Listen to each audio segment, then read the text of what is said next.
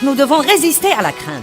La seule attitude acceptable qu'un chrétien puisse avoir à l'égard de la crainte, c'est « je ne craindrai pas ». Pourquoi? Parce que Dieu est avec moi.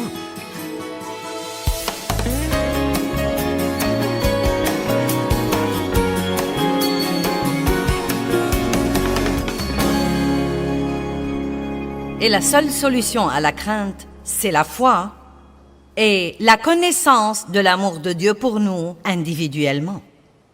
L'amour parfait chasse la peur. Comment pourrez-vous faire confiance à quelqu'un si vous ne croyez pas qu'il vous aime tout le temps et qu'il vous aime inconditionnellement? Si Dieu ne va m'aimer que quand je me comporte bien, j'aurai un besoin sérieux et je serai dans le pétrin.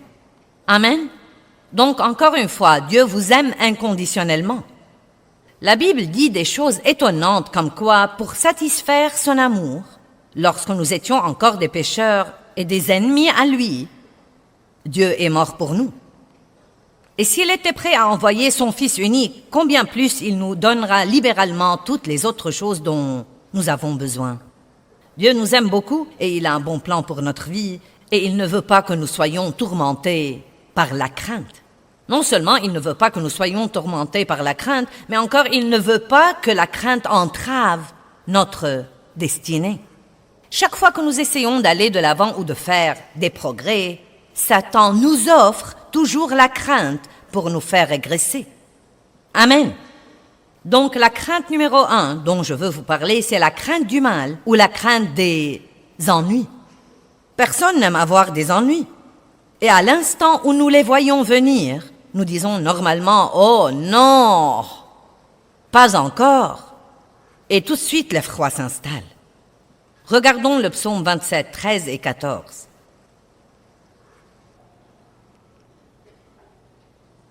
Il dit « Que serais-je devenu si je n'avais pas la confiance ?» Nous parlons de la foi.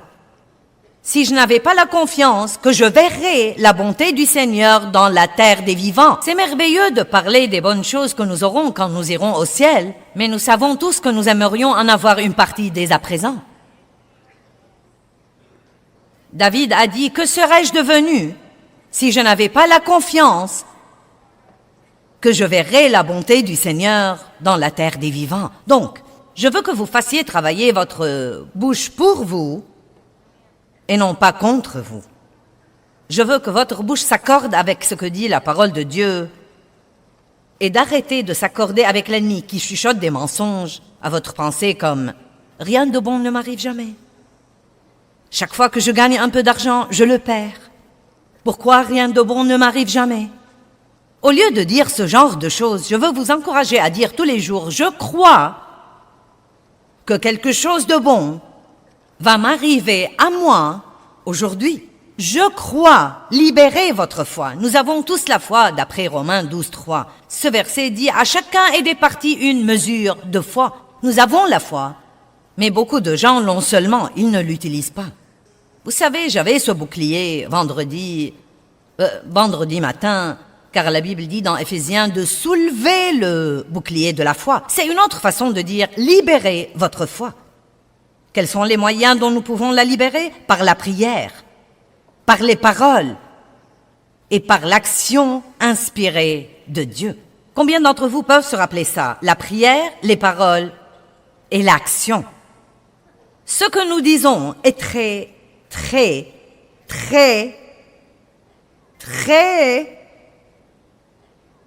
important. Et croyez-moi, ce que nous disons est beaucoup plus important que nous le croyons. La Bible dit dans Proverbe 18, 21, « La mort et la vie dépendent de la langue.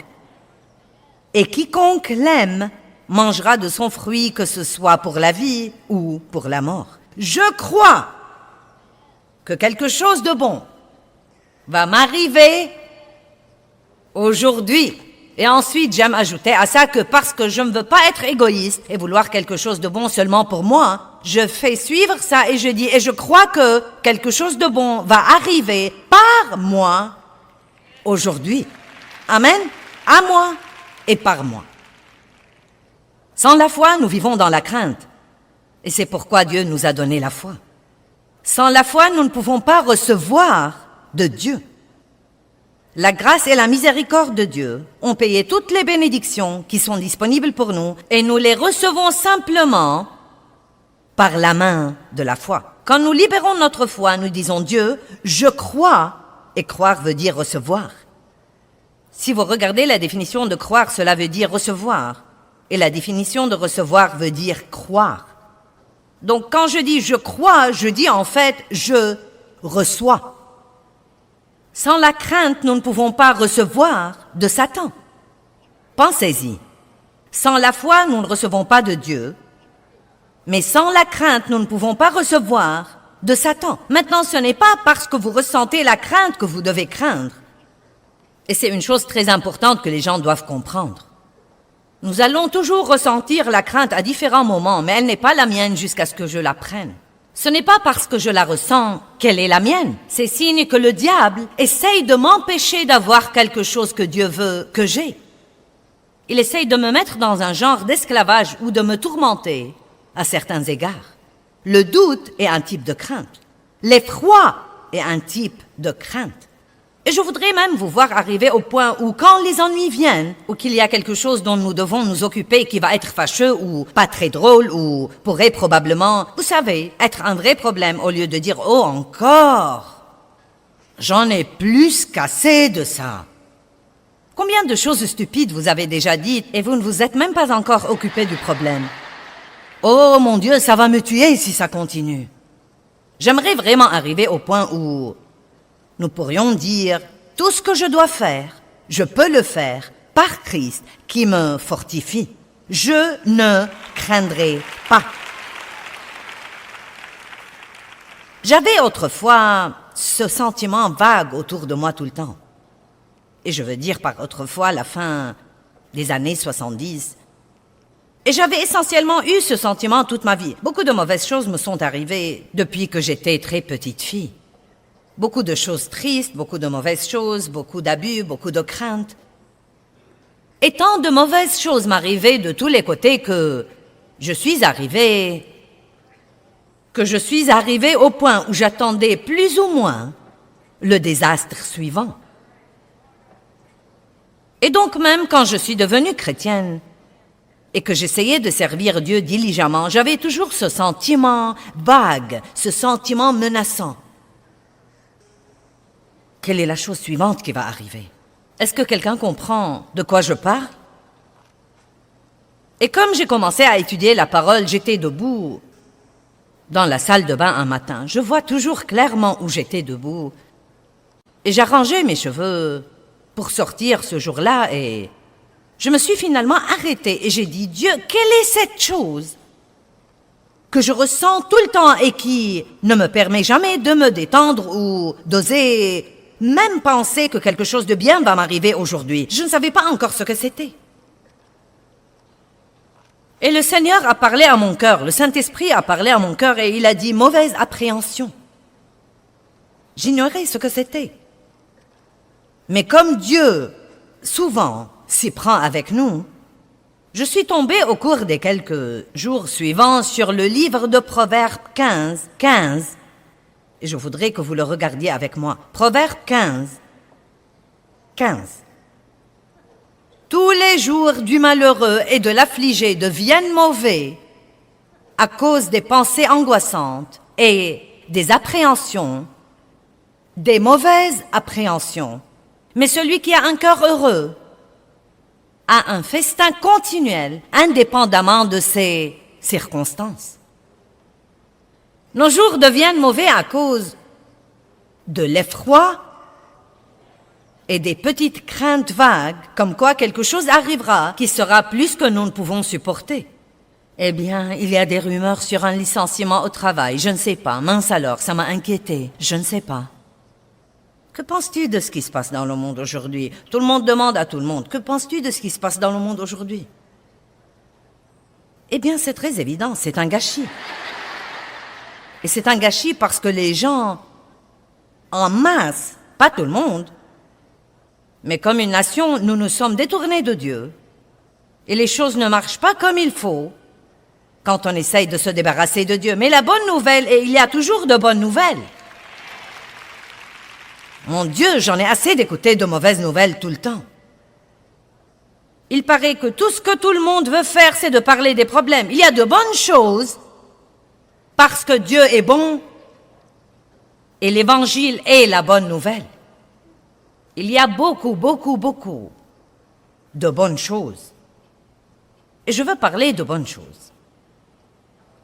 Quelque chose de bon va arriver dans nos vies aujourd'hui. Et en plein milieu de tout ce bouleversement dans le monde, je crois honnêtement ça. Si nous jouons notre rôle et si nous faisons ce qu'il faut, Dieu s'occupera toujours de nous. Aussi mal que vont les choses, Dieu s'occupera toujours de son peuple.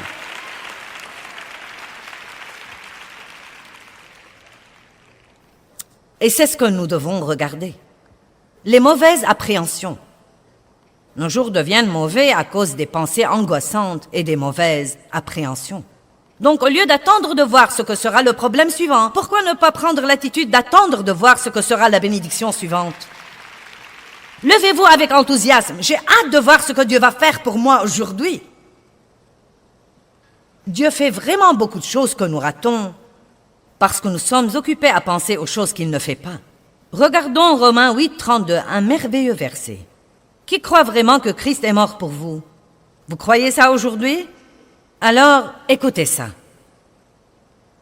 Lui qui n'a point épargné son propre et unique Fils, mais l'a livré sur la croix pour nous tous, comment ne nous donnera-t-il pas aussi libéralement et gracieusement toutes les autres choses avec lui? Oh, bonté divine, c'est un verset riche. Si nous croyons que Christ est mort pour nous, et c'est absolument le don le plus grand, pourquoi vivons-nous donc en craignant que Dieu ne s'occupe pas des autres choses dans nos vies dont nous avons besoin? Quelque chose de bon va arriver. Le roi David, dans le psaume 23, dit « Je ne craindrai aucun mal, car tu es avec moi. » Je crois qu'il faisait une confession là. Je crois qu'il faisait la même confession que j'essaye de vous amener à faire. Tant de ces choses que nous voyons David dire dans les psaumes, je ne suis pas sûr qu'ils fussent nécessairement son compte rendu de ce qui arrivait. Je crois qu'il déclarait ce qu'il croyait. Je ne craindrai aucun mal. Le Seigneur est mon berger, je ne manquerai de rien. Oui, même quand je marcherai par la vallée de l'ombre de la mort, tu es avec moi. Je ne craindrai aucun mal, car tu es avec moi. Ne craignez pas les mauvaises nouvelles. Et quand vous les recevez, la première chose à laquelle vous devez penser, je suis plus que vainqueur. Que veut dire vraiment ce verset dans Romains 8, 37? En plein milieu de toutes ces choses, nous sommes plus que vainqueurs. J'y ai beaucoup pensé. Et je crois vraiment ce que je me prépare à dire. Je crois qu'être plus que vainqueur veut dire que vous savez déjà que vous avez la victoire avant même d'avoir le problème. N'est-ce pas merveilleux d'être tellement hardi que quoi qu'il arrive, on ne doit pas le craindre? Si je perds mon travail, Dieu m'en donnera un autre. Dieu s'occupera de moi. Il m'a donné celui que j'ai et il m'en donnera un autre. Rappelez-vous, nous recevons du diable par la crainte, nous recevons de Dieu par la foi. Nous devons résister à la crainte. La seule attitude acceptable qu'un chrétien puisse avoir à l'égard de la crainte, c'est « je ne craindrai pas ». Pourquoi? Parce que Dieu est avec moi. Et tant que Dieu est avec moi, il s'occupera de tout le reste. Dans Ésaïe 30, 18, c'est un beau verset. Il est très long dans la Bible amplifiée, mais il dit que Dieu attend, cherche et désire de trouver quelqu'un pour être bon envers lui et qu'il peut être bon envers ceux qui attendent, cherchent et désirent qu'il soit bon envers eux. Imaginez cette image. Dieu en haut dans les cieux qui dit parce qu'il est si plein d'amour et l'amour veut donner. Oh, que puis-je faire pour quelqu'un aujourd'hui? Et il ne cherche pas quelqu'un qui dit « Oh, je ne sais pas si je peux supporter ça. J'en ai plus qu'assez des mauvaises nouvelles. Un problème, chaque fois que je me retourne, je trouve un autre problème. Quand est-ce que quelque chose de bon va m'arriver? Dieu lui dira, eh bien, je devrais t'ignorer. Eh bien, que cherche Dieu? Il cherche ce petit croyant doux qui dit « Je crois vraiment que quelque chose de bon va m'arriver dans ma vie. Je crois vraiment que Dieu prend soin de moi. » Maintenant, vous savez quoi? Vous applaudissez tous, mais je veux vous demander, vous allez commencer à faire ça? Et non pas le faire pour 3 jours jusqu'à oublier ce que j'ai prêché pendant que j'étais ici. Faites-en une habitude. Et même au jour où vous avez des problèmes, levez-vous et dites, Dieu est de mon côté, il est avec moi, je ne craindrai pas. Chaque fois que vous ressentez la crainte, dites, je ne craindrai pas. Ne soyez pas un chrétien paresseux, ouvrez la bouche et répondez au diable. Allez. Parlez un peu avec vous-même. Je dois me parler toute seule tout le temps. Je m'occupe en ce moment de quelques trucs qui ne sont pas très agréables. Parfois, je ne dois pas m'occuper de trucs. Parfois, si. En ce moment, je suis dans un temps où je dois m'occuper de quelques trucs. Et j'ai dû me parler toute seule, même ce week-end. Je suis si contente de prêcher sur la foi.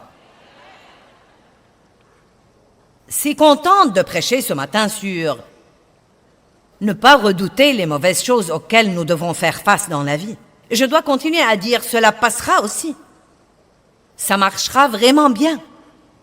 D'ici une semaine ou la semaine d'après, ce sera bien fini. Dieu s'en occupera. Parlez-vous tout seul. Ne laissez pas le diable vous parler. Répondez-lui toujours. La deuxième crainte dont nous allons parler un peu ce matin est la crainte du rejet.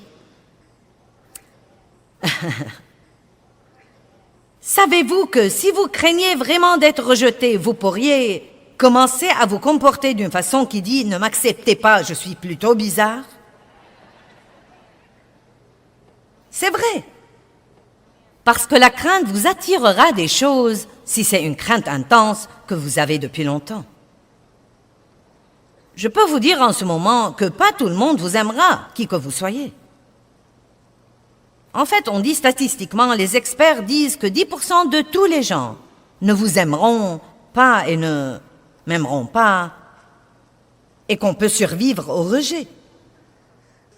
C'est un sentiment douloureux. Nous voulons tous être acceptés, et aimés et applaudis, et qu'on nous dise que nous sommes merveilleux, mais tout le monde ne va pas penser ça. Et si nous ne pouvons pas comprendre ça, le diable va toujours utiliser le rejet pour nous empêcher d'avancer. J'y ai pensé ce matin. Vous savez, Dieu est rejeté tout le temps et il est bien. Je ne sais pas pourquoi je n'y ai jamais pensé auparavant. Mais la Bible dit de Jésus qu'ils l'ont haï sans cause. Il était la meilleure chose qui soit jamais arrivée et les gens l'ont haï. Il était rejeté tout le temps. Oh, mais j'aime ce que dit le psaume 118, 22. La pierre qu'ont rejeté ceux qui bâtissaient est devenue la pierre angulaire. Allez maintenant. Ils ont rejeté Jésus, mais Dieu l'a promu. Et qui que soit celui qui vous rejette, si vous gardez vos yeux sur Dieu et que vous ne laissez pas ce rejet vous détruire, Dieu vous promouvra en temps voulu et d'habitude devant les gens qui vous ont rejeté. Dieu nous a donné l'individualité et il s'attend à ce que nous ne la refusions pas. Vous ne devez pas ressembler à tous les autres pour être bien accepté. Et si quelqu'un ne peut pas vous recevoir comme vous êtes, vous n'avez pas besoin de lui dans votre vie de toute façon. Amen.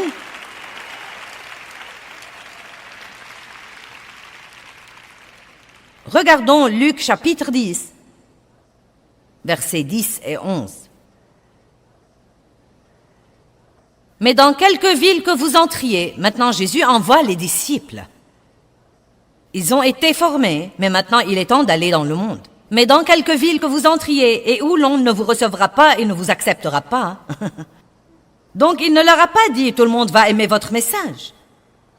Parfois, quand nous essayons d'aider les gens, nous ne comprenons pas pourquoi ils ne veulent pas de notre aide. C'est comme « j'essaye de vous aider ».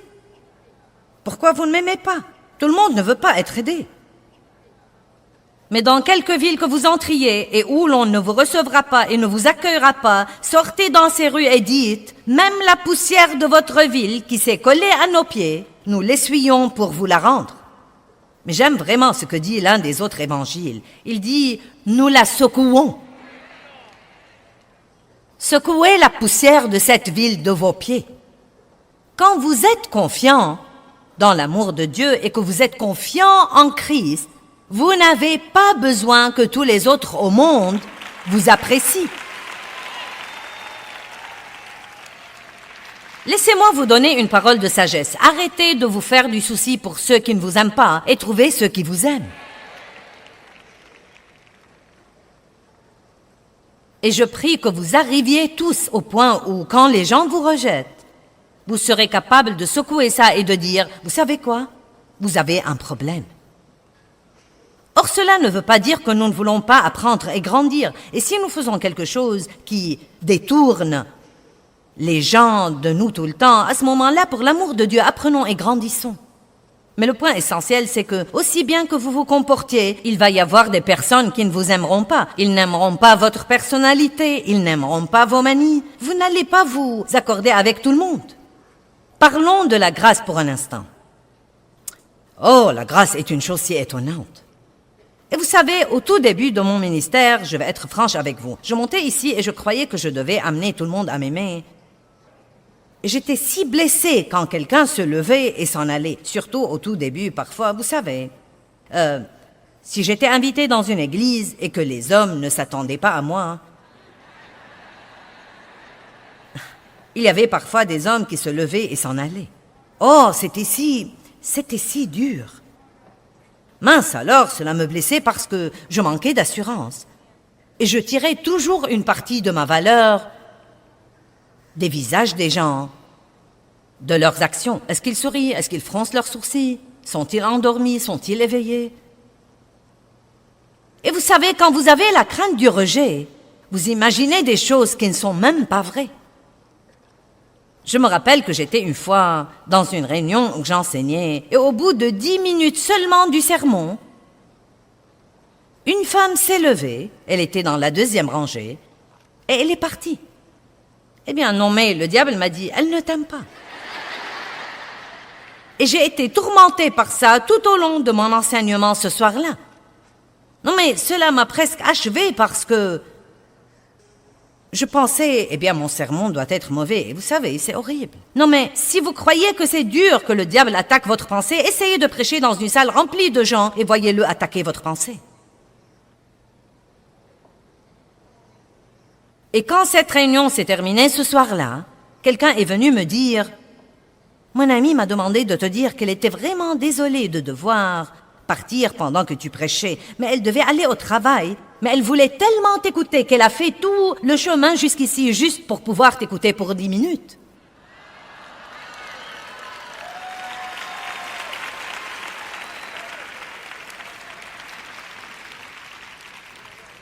Maintenant, quand les gens s'en vont, je dis, je suis contente que vous soyez venus et restés aussi longtemps que vous êtes restés.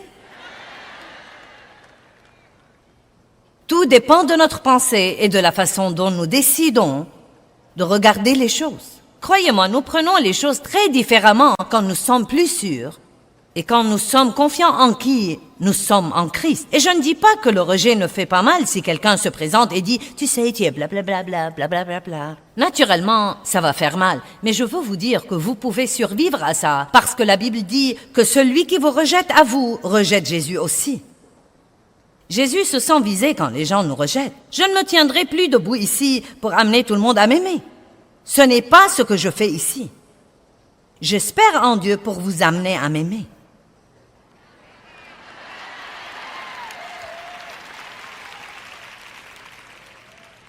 Peut-être qu'il y a quelqu'un qui est venu ici aujourd'hui comme invité et vous pensez « Ça ne marche pas, sœur, car je ne t'aime pas. » Eh bien, donnez à Dieu un peu plus de temps et vous m'aimerez. Vous m'aimerez.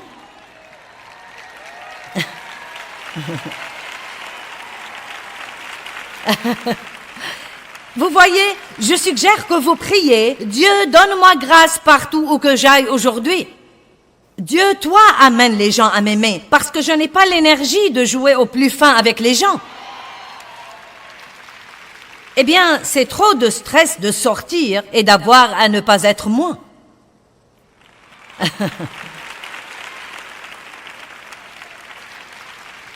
Et je vais vous dire quelque chose que nous devons tous faire. Si vous voulez rendre service aux gens dans votre vie, donnez-leur la permission d'être qui ils sont. Dave m'a fait le meilleur compliment ce matin. C'est un ange, il m'a aidé à me sentir si bien. Hier, je parlais de combien j'ai changé au cours des 45 ans de notre mariage, et j'ai dit, vous savez, Dave s'est marié à 20 femmes différentes.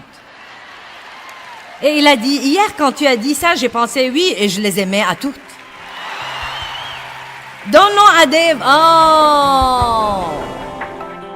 Je veux que l'enseignement d'aujourd'hui vous donne une meilleure compréhension, comme quoi nous recevons toutes les bonnes choses que Dieu nous réserve par la foi, mais que nous pouvons aussi recevoir les mauvaises choses que l'ennemi nous réserve par la crainte. Nous devons donc faire confiance à Dieu, et cela nous aidera à résister à la crainte. Vous savez, Dieu vous aime, et il ne veut pas que vous soyez tourmentés par la crainte ou quoi que ce soit.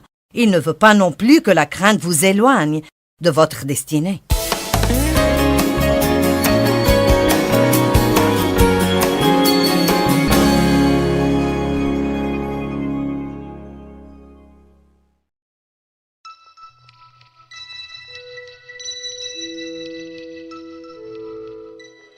Le royaume des cieux est assailli avec violence, mais seuls les violents, hommes et femmes de Dieu, s'emparent de ce royaume et en jouissent dans leur vie. Pas les craintifs, pas les timides, pas les faibles, pas les peureux, pas les négatifs, pas les gens qui redoutent les ennuis, pas les gens qui craignent le changement, mais les violents, les hardis, les courageux, les gens qui disent « Je crois Dieu ».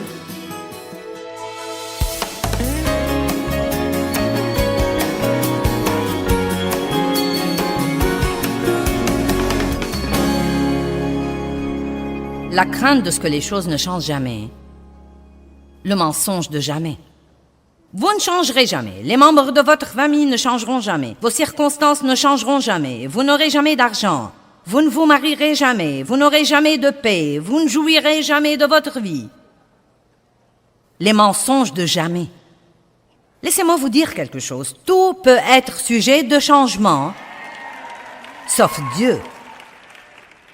Et tout change vraiment. Regardons un passage biblique, Hébreux 13, 5 et 6.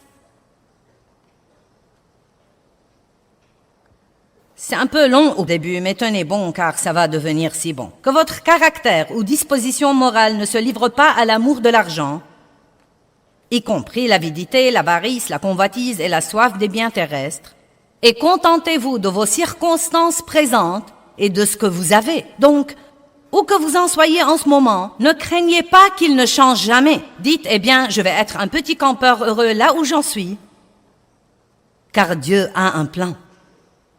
Lisons le reste du verset. Il dit, car Dieu lui-même a dit, je ne te laisserai point et je ne t'abandonnerai point sans aide. Je ne te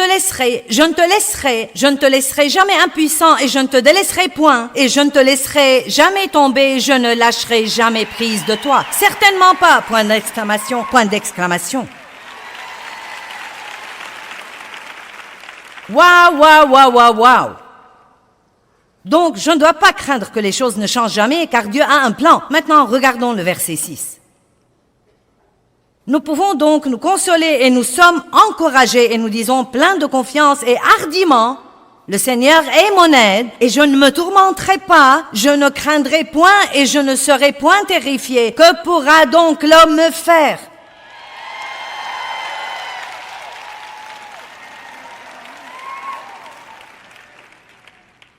Il a dit, nous disons.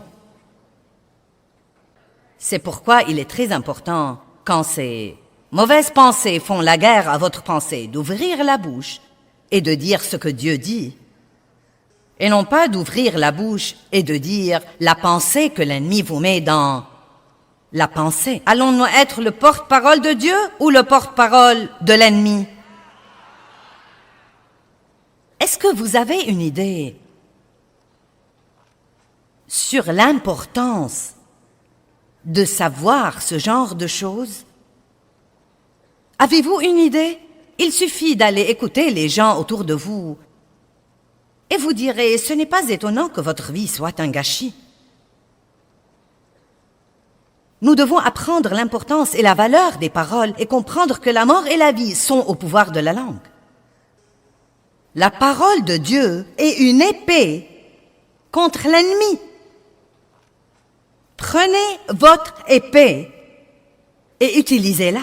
J'aime la représentation de Jésus dans l'Apocalypse, montant un cheval blanc, ses yeux comme une flamme de feu. Et la Bible dit, de sa bouche sortait une épée à double tranchant.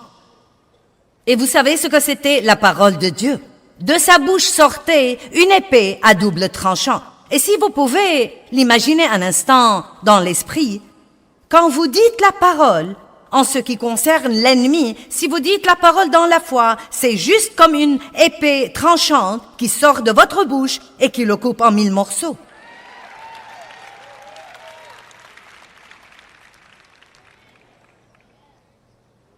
C'est pour moi une des choses les plus précieuses que j'enseigne aux gens.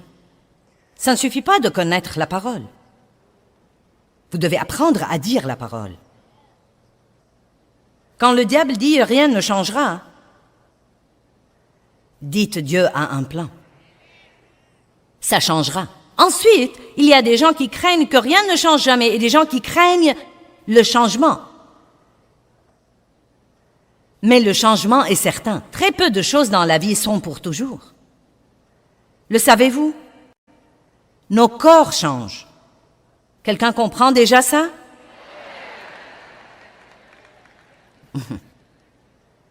Oh, nous n'avons pas le temps d'aller là. Nos amis changent. Les enfants grandissent et quittent la maison. Les compagnies font faillite. Les quartiers se détériorent. Nous changeons d'avis. Nous changeons nos engagements.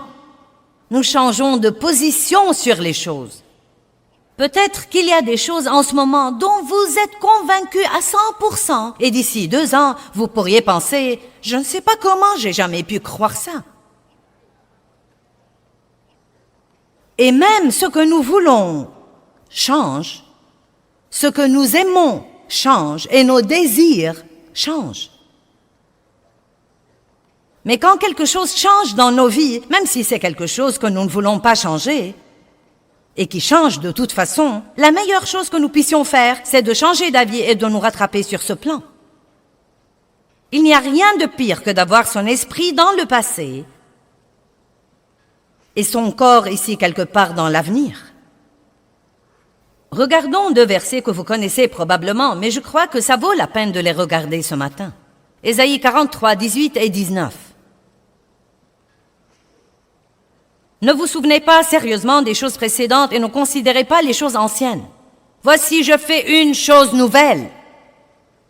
Maintenant, elle va germer. Vous ne l'apercevrez-vous pas, vous ne la connaîtrez pas, vous n'en tiendrez pas compte. Oui, je mettrai même un chemin dans le désert et des rivières dans le lieu désolé. Vous ne devez pas craindre le changement. Donnez-vous un peu de temps pour vous y habituer.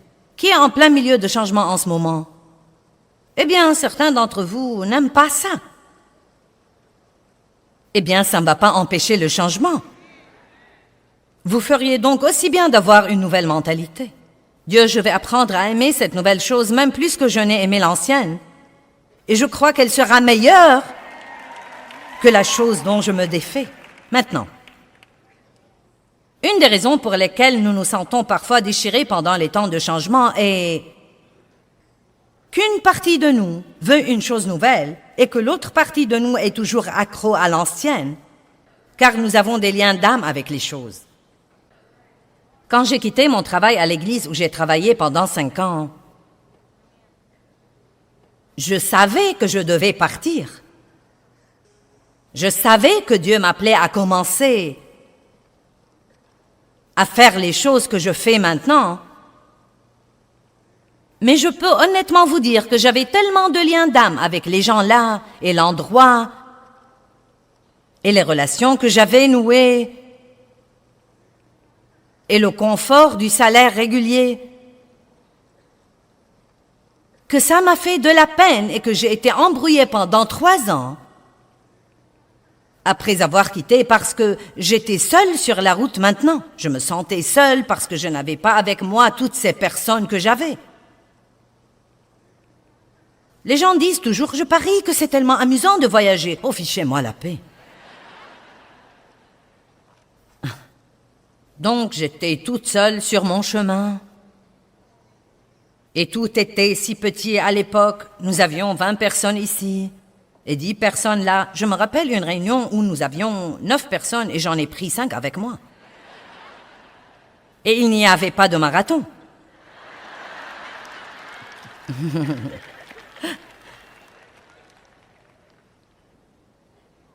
Et donc quand j'étais en ville, j'allais à l'église le dimanche. Et il y avait là tous mes amis et la belle musique. Et le pasteur parlait de la retraite qu'il venait de faire. Et je me sentais vraiment triste, j'étais presque déprimée. Et ensuite je pensais, oh, j'ai fait ce qu'il ne fallait pas, j'aurais dû rester là. Et honnêtement, je ne savais pas ce qui n'allait pas chez moi. Et finalement, quelqu'un m'a dit, c'était un homme de Dieu très expérimenté, il a dit, c'est les liens de l'âme. Et j'espère que ça aidera quelqu'un ici. Quand vous savez que vous avez fait ce qu'il fallait en passant à une chose nouvelle, et pourtant vous avez toujours la nostalgie de l'ancienne. Ça devient un peu embrouillant parfois, n'est-ce pas? C'est comme, quel est mon problème? J'ai cru que je faisais ce que j'étais censé faire. Pourquoi je me sens comme ça? Car vous devez toujours donner à votre âme quelque temps pour rattraper votre esprit. Amen. Vous savez, les gens à qui vous permettez de vous influencer sont probablement une des choses les plus importantes dans votre vie. Eh bien, je ne veux pas les blesser. Et je ne veux pas être seule.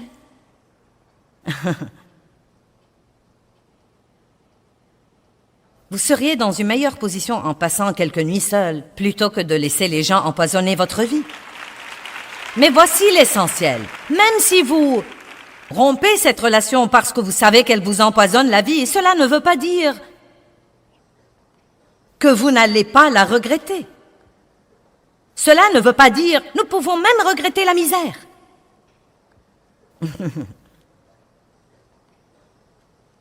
Je m'adresse à certaines personnes, n'est-ce pas? Vous savez, plutôt que de vous asseoir à la table de déjeuner avec tous vos, vous savez, amis au travail, et être comme une décharge pour tous leurs commentaires négatifs et plaisanteries cochonnes et grossièretés et tout ce qu'ils veulent déverser sur vous. Pourquoi ne pas utiliser ce temps pour déjeuner, puis sortir faire une longue promenade agréable et parler à Dieu? Eh bien, je pourrais rater quelque chose. C'est probablement quelque chose que vous devez rater de toute façon. Allez.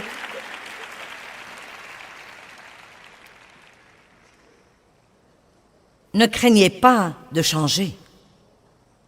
Vous savez, quand Moïse est mort, c'est très intéressant dans Josué 1, je n'ai pas le temps de vous prendre là. Dieu est allé à Josué et lui a dit une chose vraiment étonnante, Moïse est mort. Je suis tout à fait sûre que Josué le savait. D'autant plus qu'ils ont déjà été dans un temps de deuil pour Moïse. Mais quand Dieu a dit Moïse est mort, il disait beaucoup plus que ça. Il disait, il est temps que les choses changent. Tu vas prendre une nouvelle responsabilité. Les choses ne vont plus être comme elles étaient. Il n'est plus tombé de manne par après. Il était temps que le peuple grandisse. Et peut-être qu'il y a des choses dans votre vie qui sont mortes depuis longtemps, mais vous les traînez toujours avec vous.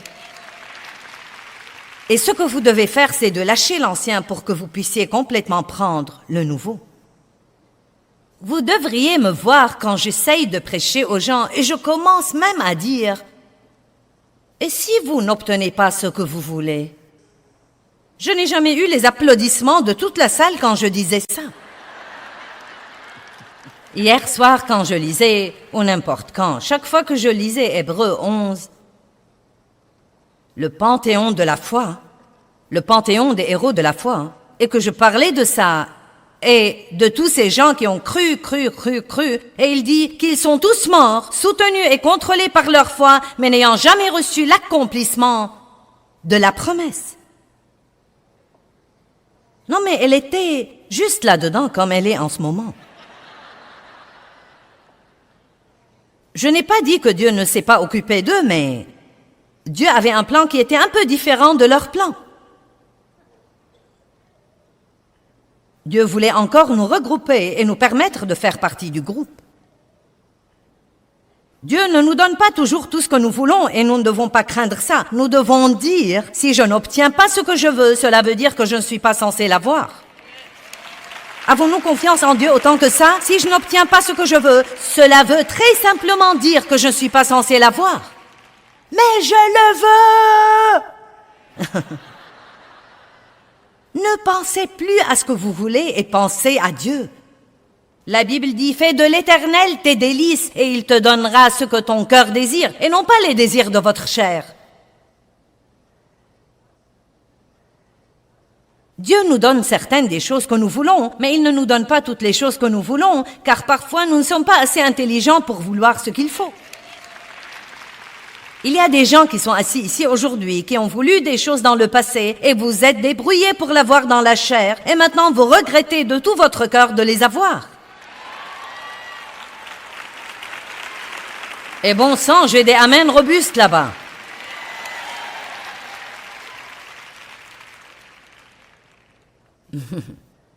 Donc, espérez en Dieu. Dieu, je ne veux pas ça si tu ne veux pas que je l'ai. Ne craignez pas de ne pas avoir ce que vous voulez.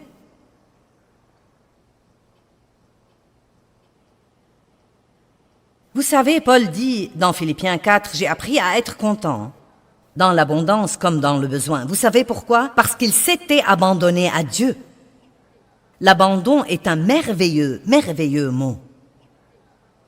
J'ai appris ce mot, peut-être, il y a 18 ou 20 ans. Combien c'est important de s'abandonner totalement à Dieu. Et cela veut dire que vous dites, Dieu, je crois que je vis en ce moment,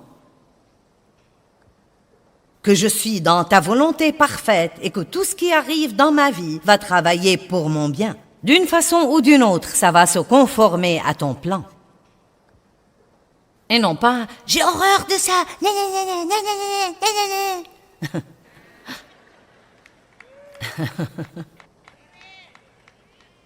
Bon, une dame là au 3e rang aime mon message.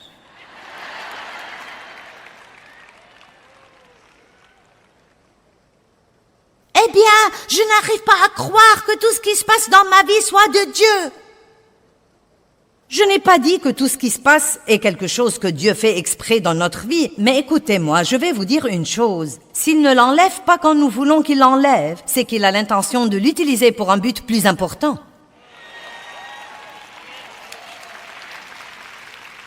La crainte de l'échec. Laissez-moi dire d'abord que nous allons tous échouer dans la vie, mais personne ne doit être un raté. Échouer à une chose ne fait pas de vous un raté. Je vais vous dire quand vous serez un raté, quand vous arrêtez d'essayer. C'est la seule fois où vous pouvez dire « Je suis un raté ». Et vous savez quoi? La crainte de l'échec est vraiment une autre forme de la crainte du rejet. Si j'échoue, est-ce que Dieu me rejettera? Que penseront les gens? Est-ce qu'ils me rejetteront? Que diront-ils? Nous devons être courageux et nous devons faire un pas de foi et découvrir. Là encore, j'ai tant d'histoires, je n'ai pas le temps de vous les raconter toutes, mais vous savez quoi, je me rappelle tant de fois dans ma vie où j'avais si peur et où je faisais ce pas de foi. Et Vous savez quoi? Beaucoup de fois, Dieu merci, les choses marchaient. Il y avait des fois où j'essayais de faire des choses et elles ne marchaient pas. Et vous devez avoir assez d'assurance pour dire « J'ai fait une erreur ». J'ai cru que j'étais mené par Dieu, je ne l'étais pas. Donc, débarrassez-vous-en et allez de l'avant. Ne laissez pas cette erreur être la fin de votre vie. Si vous croyez que vous entendez de Dieu et que vous découvrez que ce n'est pas le cas, ne pensez pas « je ne peux pas entendre de Dieu ». Personne n'entend de Dieu parfaitement. Personne n'est parfaitement mené par le Saint-Esprit. Nous apprenons. Je veux vous encourager aujourd'hui à être un chrétien violent. Vous dites « mais de quoi tu parles ?» Regardons Matthieu 11, 12. Courageux, violent. Depuis les jours de Jean le Baptiste jusqu'à présent, le royaume des cieux est assailli avec violence. Ce sont des violents qui s'emparent de lui, comme d'un prix précieux. Une part dans le royaume céleste est cherchée avec la ferveur la plus ardente et l'effort intense. Si vous étudiez ces deux mots, les violents, violence et les violents, ils ont deux sens différents. Ce sont deux mots grecs différents. Et le premier, le royaume des cieux, est assailli avec violence. Cela veut dire attaquer, une mauvaise attaque. Et les violents veut dire les courageux et les énergiques. Le royaume des cieux est assailli avec violence, mais seuls les violents, hommes et femmes de Dieu, s'emparent de ce royaume et en jouissent dans leur vie. Pas les craintifs, pas les timides, pas les faibles, pas les peureux, pas les négatifs, pas les gens qui redoutent les ennuis, pas les gens qui craignent le changement, mais les violents, les hardis, les courageux, les gens qui disent « Je crois Dieu ». Et je n'ai pas peur de faire un pas de foi et de découvrir si ce que j'entends est vraiment de Dieu ou pas. Vous savez, j'ai essayé le ministère de la télévision longtemps avant que Dieu ne me l'ait donné. Nous avons loué un studio à la télé par câble à Saint-Louis et j'allais avoir un talk show. J'ai pris 3 ou 4 de mes employés et nous allions nous asseoir et j'allais être comme l'hôtesse et leur poser des questions et les interviewer. Ce qui est arrivé, c'est que je posais les questions et j'y répondais moi-même. Et ils s'asseyaient là comme des meubles supplémentaires. Et ce n'était même pas ce que Dieu voulait que je fasse pour commencer. Donc vous savez ce qui est arrivé? Après 6 mois d'être à la télé, je n'ai reçu qu'une seule lettre. Et il n'y avait pas d'argent dedans. Mais quand Dieu a ouvert la porte, oh bonté divine, comme une inondation puissante. Donc vous savez, je ne suis même pas désolée d'avoir eu cette expérience. Car à dire vrai, parfois quand Dieu vous appelle à faire quelque chose, vous vous embrouillez un peu sur le timing. Vous avez quelque chose qui flotte au-dedans de vous et vous pensez, eh bien je suis censé faire ça ou je ne suis pas censé le faire. Et la seule chose que je peux dire c'est, faites un pas de foi et découvrez. Hey, si je marche dans la mer Rouge et qu'elle ne se fend pas, je reculerai.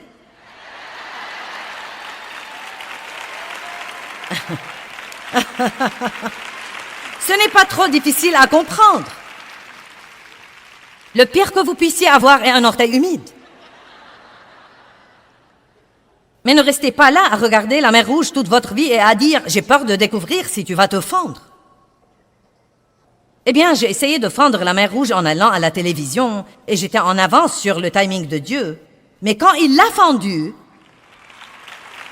allez! Dieu vous donnera grâce et Dieu vous mettra un chemin. Mais vous savez quoi? Écoutez ce que je vais dire. Dieu vous donnera grâce et Dieu vous mettra un chemin. Mais écoutez maintenant. Mais vous devez être heureux là où vous en êtes. Oh, maintenant vous êtes loin d'être aussi enthousiasmés.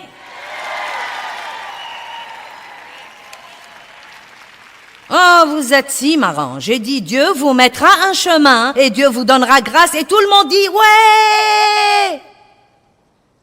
Mais vous devez être heureux là où vous en êtes.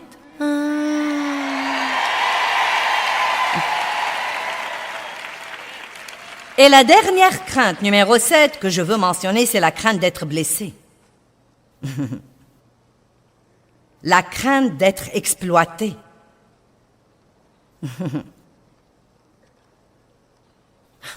Ne vivez pas comme ça. Vous ne devez pas craindre d'être blessé, car je peux vous dire d'avance que vous serez blessé. Ne laissez pas ce genre de crainte vous contrôler. Les gens me marcheront sur les pieds. Personne ne m'appréciera. Tout le monde va m'oublier. Je serai blessé. Les gens profiteront de moi. Ne vivez pas comme ça. Dites, Dieu, je me fierai à toi. Comme quoi, si je m'humilie sous ta main puissante, je me fierai à toi, Dieu. Comme quoi, si j'arrête d'essayer de m'occuper de moi, tu t'occuperas toi-même de moi.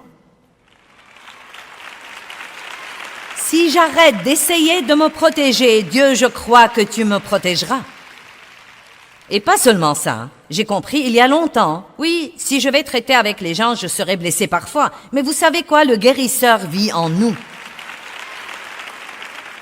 Dès que nous sommes blessés, nous pouvons aller à lui et dire, Dieu, je m'attends à ce que tu guérisses cette blessure, mais je refuse de vivre dans la crainte. Laissez-moi clôturer avec 1 Pierre 5, 6 et 7. Je veux que nous le regardions. Et c'est mon commentaire final pour vous aujourd'hui. Humiliez-vous donc sous la main puissante de Dieu, afin qu'il vous élève au temps convenable.